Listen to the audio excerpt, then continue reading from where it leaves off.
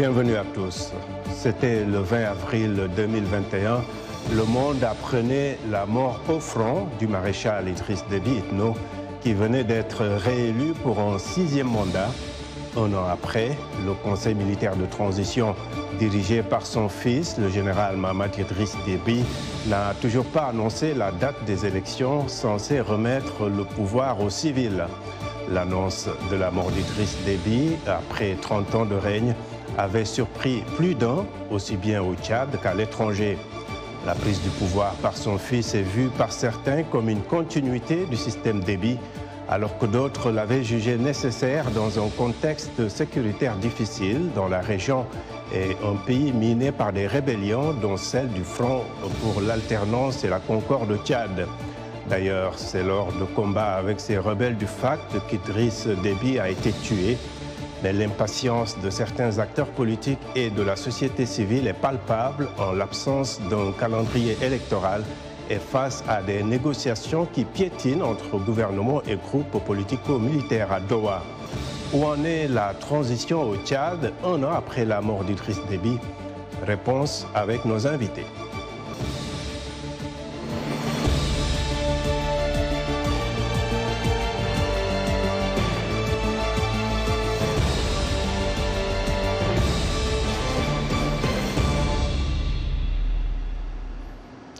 Les proches et la famille politique du maréchal Idriss Déby Itno commémorent l'an 1 de sa disparition brutale.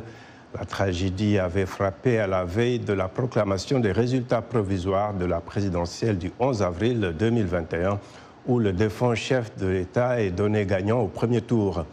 Réaction de Tchadiens un an après cette tragédie dans ce reportage d'André Kodmajingar, le correspondant de VOA Afrique sur place.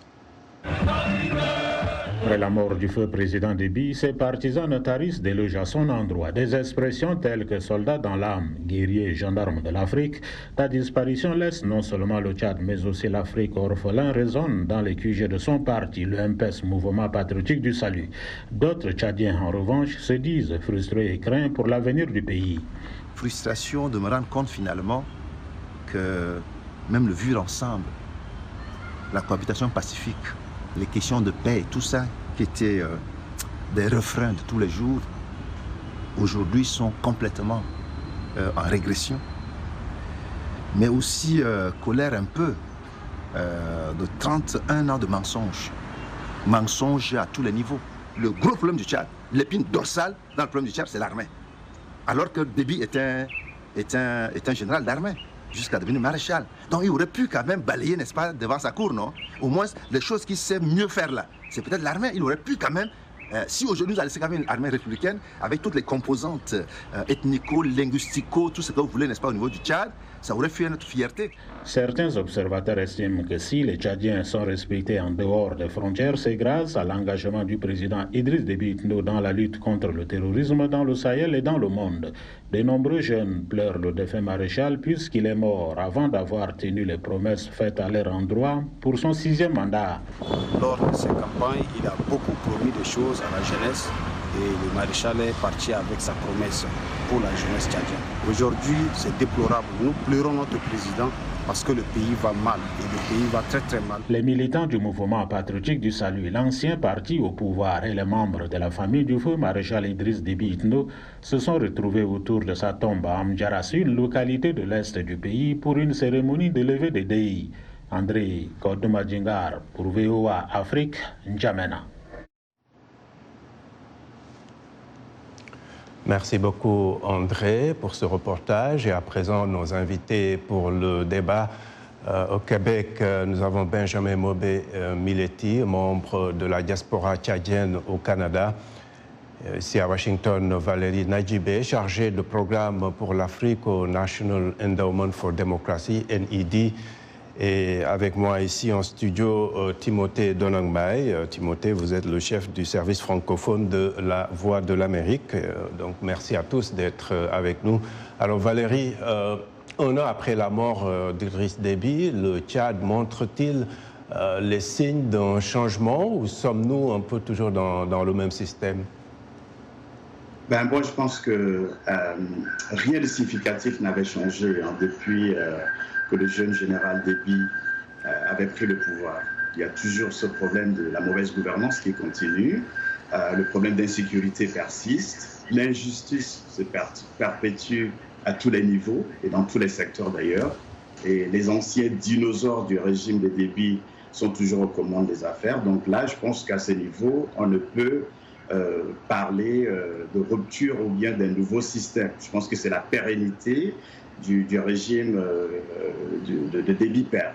A contrario, j'observe un écart entre ce que veulent les Tchadiens, donc le peuple tchadien, et ceux qui sont au pouvoir actuellement. Le peuple tchadien sous Déby père avait perdu toute confiance au processus démocratique, parce que, souvenez-vous, Déby allait être au pouvoir jusqu'à 2033. Et donc, après la mort de Déby, il s'est fait renaître un espoir d'une nouvelle ère politique, ce qui se traduit d'ailleurs dans l'optimisme qu'on voit. Moi, j'étais au Tchad en janvier dernier, j'ai vu l'optimisme dont ce que les Tchadiens disent, et les Tchadiens veulent rêver d'un nouveau Tchad. Donc, pour moi, c'est la pérennité d'un même système qui est en place depuis 3 décennies. Alors, Benjamin, quand les critiques du régime disent qu'on est un peu dans une continuation du système Déby, est-ce que vous les comprenez ou bien on peut trouver quand même des circonstances atténuantes au pouvoir, même si on est 1 an après le début de cette transition? Difficile de trouver des circonstances atténuantes. Crois-moi, ce n'est pas faute d'avoir essayé, mais j'en ai vu nulle part. Pour abonder dans le même sens que Valérie, écoute, on est dans la continuité. Et j'aimerais soulever un aspect parce que je suis de ceux qui sont très critiques quand même du rôle d'un chef d'État au Tchad. Je pensais que la disparition du père de celui-là devait être l'occasion d'avoir une certaine rupture avec la façon où on perçoit et la façon où exerce un chef d'État. Alors vous voyez, nous avons devant nous, et depuis 1 an, on a vu le personnage se construire comme un super président. C'est lui qui décide de tout et n'est responsable de rien, comme dirait un chef de parti. Alors vous voyez très bien que nous ne sommes pas dans le changement. On le voit tantôt faire des tournées, promettre par-ci, par-là des choses. Et les Tchadiens, dans leur grand désespoir, font toujours appel à lui, les hautes autorités, ceux qui dirigent le Tchad. Mais tout ça, c'est pour dire que le président est la même chose que ce qui fut son père. Il fait la même chose. Il n'y a pas de changement. J'aimerais bien qu'il y ait un changement, mais il n'en a pas. Ne serait-ce que là-dessus, il faut être très regardant. Non, il n'y a pas de changement. Il n'y a aucune circonstance atténuante. Oui, alors Tim, le dialogue de Doha avec les groupes, disons, politico-militaires progresse lentement et avec certains même qui ont quitté la table des négociations.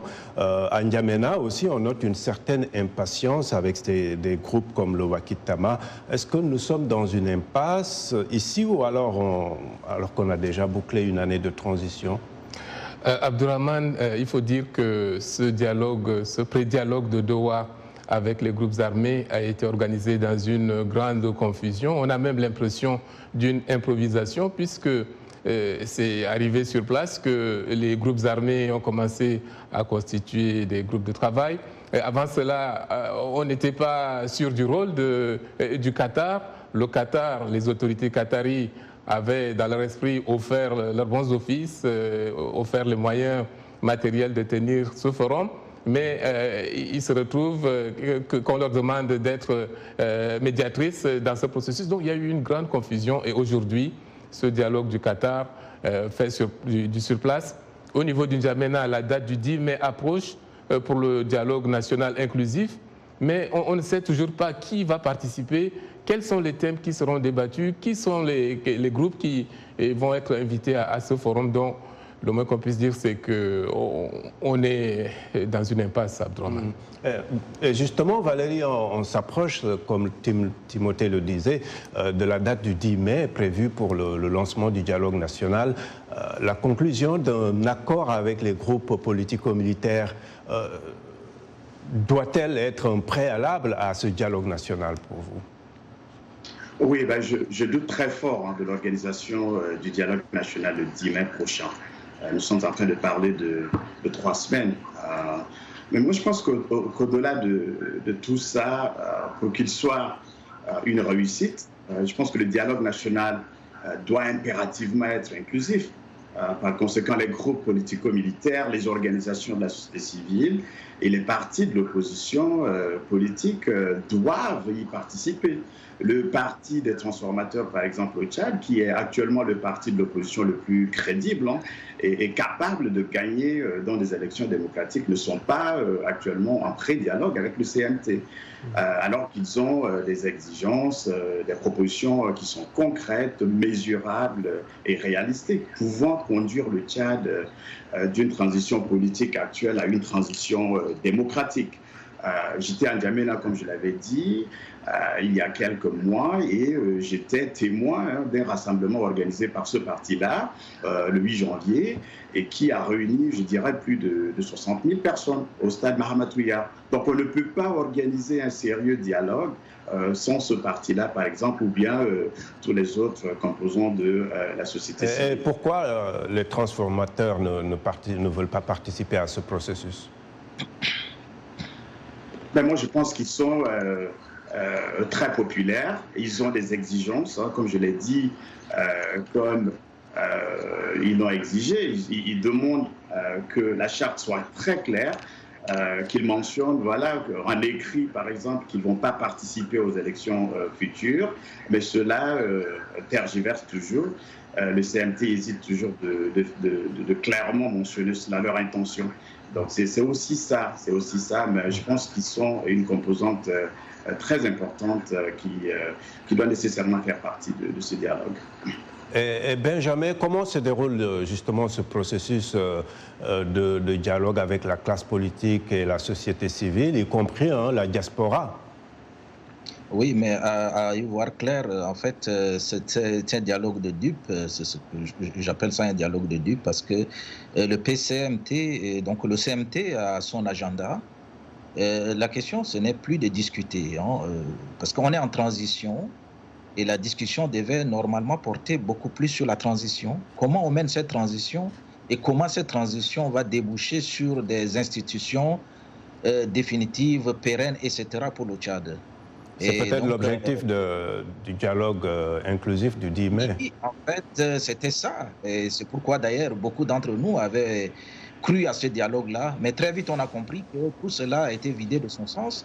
Et aujourd'hui, l'agenda de CMT, c'est de rentrer, il n'y a pas de problème, rentrer, et puis la structure est là, rentrer, et puis vous allez travailler, mais il n'est plus question de changer quoi que ce soit. Le parti, comme les transformateurs, comme disait mon collègue Valérie, avait posé le vrai problème. Les exigences aujourd'hui du dialogue devaient être comment est-ce que cette transition devait être menée pour déboucher quelque part sur des élections libres. Et les acteurs aujourd'hui, est-ce que ces acteurs veulent être juges et partis? C'est le vrai problème qui a été posé sur la table par ces partis-là. Et vous voyez très bien que là-dessus, il n'y a aucune réponse.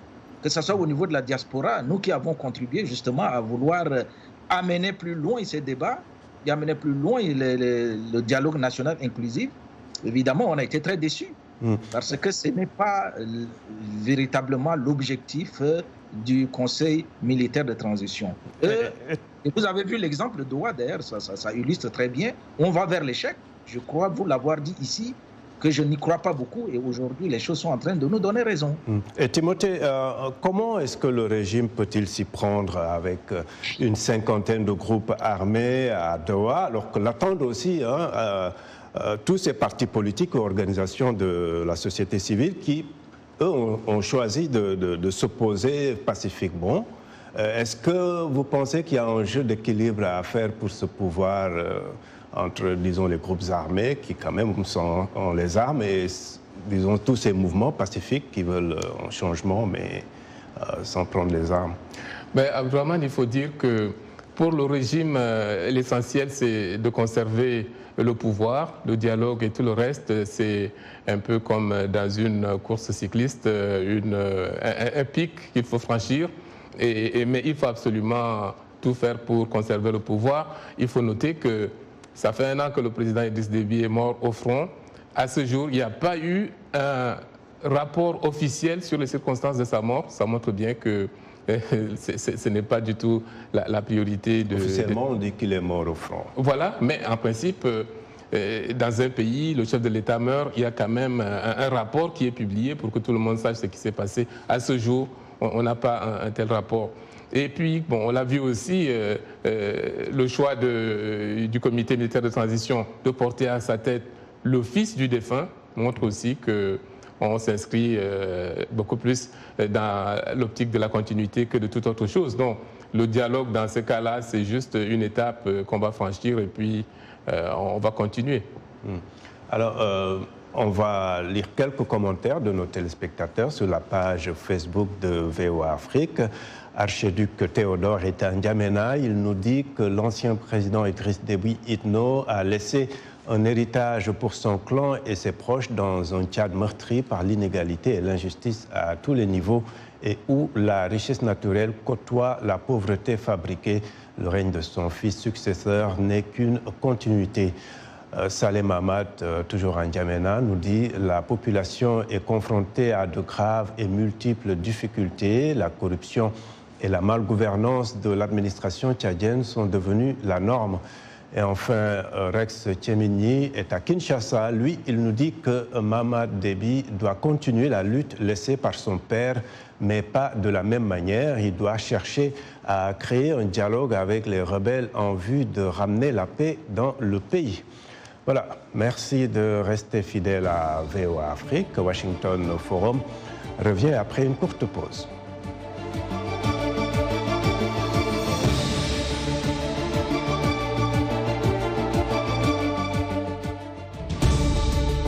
Washington Forum, le rendez-vous hebdomadaire de VOA Afrique à ne pas manquer. Chaque semaine, nous sommes ensemble pour 30 minutes pour décortiquer les grands sujets qui font l'actualité. Avec nos analystes et nos reporters, nous allons au fond des choses. Politique, économie, société, culture. Nous posons le débat et nos analystes sont là pour apporter l'éclairage. Washington Forum, c'est aussi vous, le public. Vous pouvez participer en réagissant au thème de la semaine sur nos réseaux sociaux.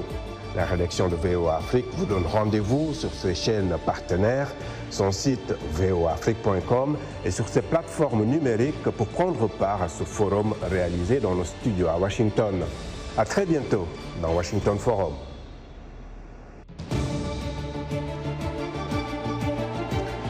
Heureux de vous retrouver pour la seconde partie de Washington Forum.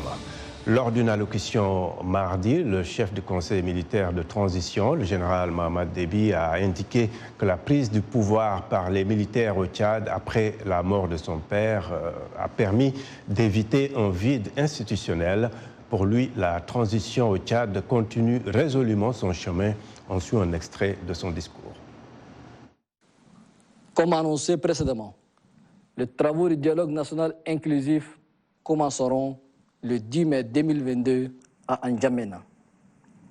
C'est un rendez-vous crucial à ne pas manquer, à l'issue duquel notre cher et beau pays va se doter des institutions pérennes répondant aux aspirations profondes et légitimes du peuple tchadien souverain. Prenons la pleine mesure de cette ultime opportunité que nous offre aujourd'hui l'histoire pour nous retrouver autour d'une table pour discuter ensemble, librement, sereinement et souverainement de l'avenir de notre cher et beau pays.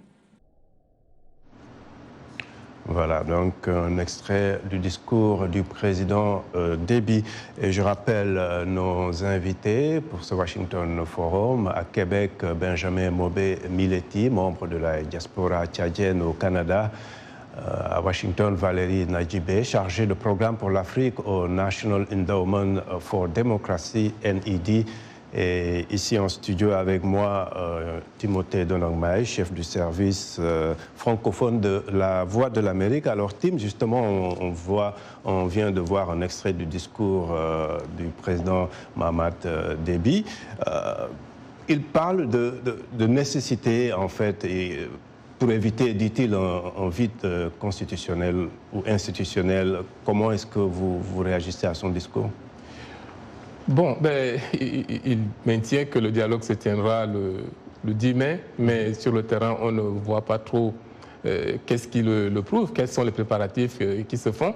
Et puis, concernant le vide institutionnel, on a aussi vu comment les choses se sont passées. L'ancien président de l'Assemblée nationale, Haroun Kabadi, qui dirige maintenant le Parlement de transition, aurait décliné l'offre de succéder au président de la République, comme le prévoit la Constitution, parce qu'il aurait des problèmes de santé et tout. Mais tout cela s'est passé de façon verbale. À ce jour, on n'a pas vu des échanges de lettres prouvant que tout cela s'est passé ainsi. Donc, les choses se sont faites de façon informelle et je pense que ça va continuer. Et le 10 mai, c'est bientôt. On verra bien si ce dialogue se tient. Alors Valérie, est-ce que vous avez le sentiment que la communauté internationale joue son rôle en aidant le Tchad à s'engager dans la voie d'élections libres? Cet argument, en fait, de vide institutionnel est aussi repris par certains. Comment est-ce que vous voyez un peu le rôle de la communauté internationale?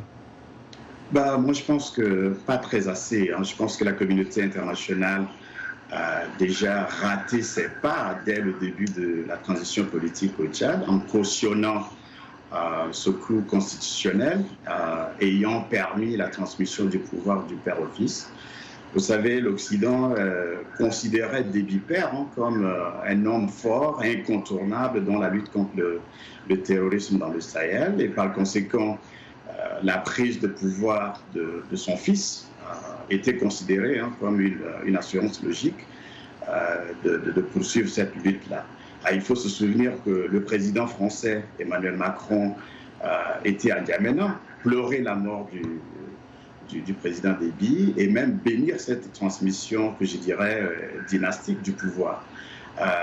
Et aussi avec des institutions comme l'Union africaine, on a vu qu'elles ont adopté une attitude sélective de 2 poids 2 mesures au regard de la transition politique au Tchad comparativement à celle des autres pays dans le Sahel. Donc moi je pense que la communauté internationale doit soutenir le peuple tchadien dans sa quête d'une transition démocratique en assurant l'organisation d'un vrai dialogue national qui est inclusif et aussi en créant un environnement propice pour garantir les élections libres et transparentes à la sortie de cette transition politique.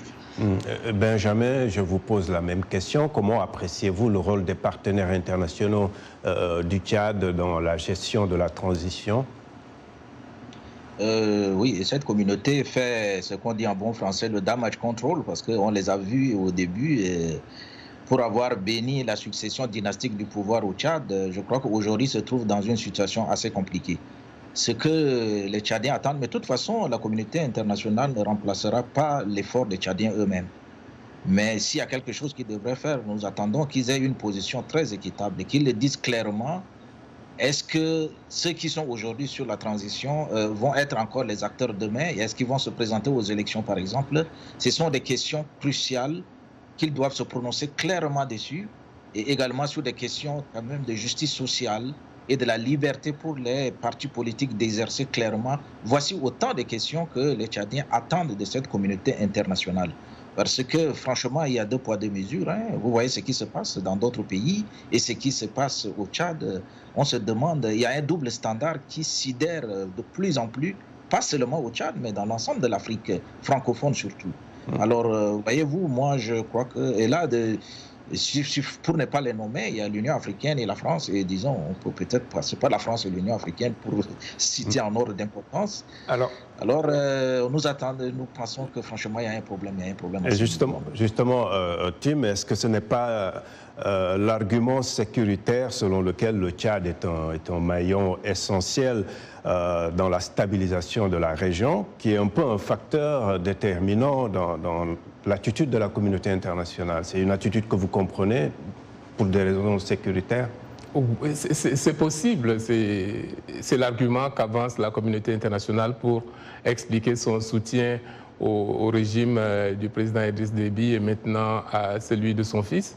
Mais le fait est qu'on ne peut pas assurer la sécurité dans l'Afrique et ne pas avoir dans son pays un système démocratique crédible, stable, qui assure le bien-être de tout le monde. Et si l'on voit dans l'histoire du Tchad, en dehors de la lutte contre la Libye et de la lutte contre Boko Haram dans la région du lac, la plupart du temps, ce sont les Tchadiens qui s'affrontent entre eux. Et la plupart du temps, c'est des tenants du régime, comme les frères Erdimi, qui sont partis en rébellion et qui reviennent pour conquérir le pouvoir, qui découvrent les vertus de la démocratie qu'une fois, quand ils sont sortis du Tchad, alors que quand ils étaient sur place, ils étaient tout à fait à l'aise dans ce système-là. Donc, il faut que la communauté internationale revoie sa copie et pense à aider le Tchad à mettre en place des institutions viables, crédibles, qui vont mener à des élections démocratiques. Et on a peut-être le temps rapidement d'aborder l'aspect développement. Hein. Les tensions politiques et sécuritaires semblent un peu reléguer au second plan le débat sur ces questions de développement, et la Banque mondiale qui estime que 42% de la population vit sous le seuil de pauvreté. Quelle place, disons, cette question du développement devrait occuper dans le prochain débat inclusif du 10 mai s'il a lieu? Abdourahmane, une place centrale dans ce dialogue. On ne parle pas que d'élections. Oui, voilà, une place centrale dans ce dialogue parce que les Tchadiens aujourd'hui vivent dans une situation indescriptible. C'est même par miracle que les gens s'en sortent. Beaucoup de gens souffrent et ils n'ont pas de travail, ils ont beaucoup de mal à s'en sortir. Donc la question du développement doit occuper une place centrale dans ce dialogue-là. Alors Valérie, dans ces tiraillements politiques, disons avec les rébellions et tout, on n'est pas en train d'oublier un peu la question du développement? Justement, et moi je pense qu'il y a un lien étroit entre le développement et la sécurité. Ces deux secteurs ne sont pas exclusifs l'un de l'autre. Cependant, pour ce qui est du Tchad et du Sahel en général, je pense que nous avons malheureusement constaté les 15 dernières années que la communauté internationale, pour rester toujours là, accordait beaucoup plus d'intérêt à la thématique de la sécurité qu'au développement ou bien encore au renforcement des valeurs et institutions démocratiques. Donc à mon humble avis, moi je pense que si 10% des milliards de dollars d'assistance sécuritaire au Tchad, par exemple, étaient injectés dans les initiatives de développement, je pense que le Tchad serait ou se trouverait dans un autre contexte actuellement. À travers le président Déby Père, moi je pense que la communauté internationale doit tirer des leçons de son assistance militaire et sécuritaire aux dictateurs de l'Afrique subsaharienne d'ailleurs, parce que c'est une politique qui n'a jamais prouvé une réussite. Moi je pense que oui, la question de développement est essentielle. Peut-être 20 secondes, le temps de donner la parole à Benjamin. On dit quand même qu'il ne peut pas y avoir de développement sans sécurité. Si on peut développer ça en 10 secondes. Benjamin? Ok, écoutez. Oui, en fait, je dirais que les acteurs de la transition, ils sont ailleurs, ils sont occupés ailleurs. Les questions de développement ne les concernent pas, me semble-t-il. Voyez-vous, pour les questions aussi, une question aussi cruciale comme l'électricité. Malheureusement, on va s'arrêter là. Un débat à continuer, c'est la fin de ce Washington Forum. Merci à nos invités et à vous qui nous avez suivis à travers nos télépartenaires et sur le continent, sur notre site voafrique.com et sur notre page Facebook. Un grand merci également à toute l'équipe technique. À très bientôt. Au revoir.